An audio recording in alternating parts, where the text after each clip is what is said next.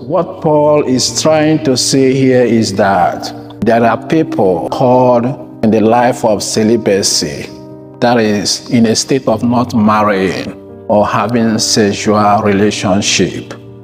But not everyone is giving this gift. If you are giving this gift, this is a very good gift. That is what St. Paul meant. But if you don't have this gift to remain single, the best way is to get married.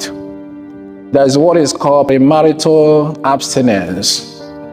Premarital abstinence means those, maybe they are engaged, they are about to marry, they are not yet married, but they don't want to do anything sexual with their partner until they get married. That is premarital abstinence. And there is another one called post-marital celibacy. It is mainly for those, especially the widows or widowers, those whose their husband or their wives passed away. And instead of getting married to another person, they decided to remain single.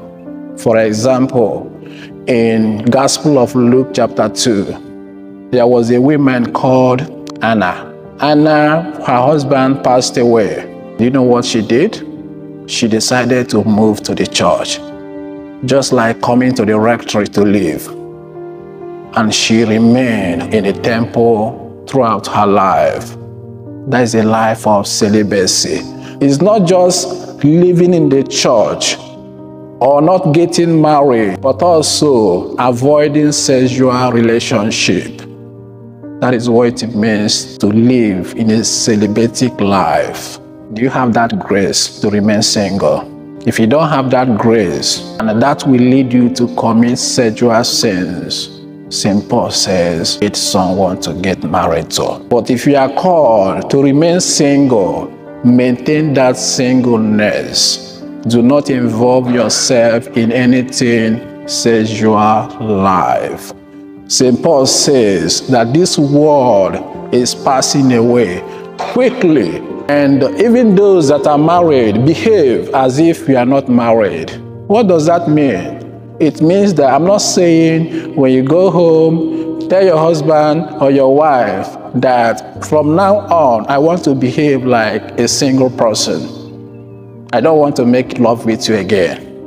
Because St. Paul says to me, behave like a single person. No, what St. Paul is trying to say is, if you are married, do not look outside. If you are married, maintain your husband, maintain your wife. Be single-minded. That is what St. Paul is trying to say. St. Paul is not trying to say, hate your wife because I'm praying. Oh, I don't want to make love with you. This time I'm fasting. That is okay. You can discuss that with your wife or your husband. That is okay. But you cannot, because of your spiritual life, and deny your husband what you're supposed to do. St. Paul did not mean that. Be single-minded.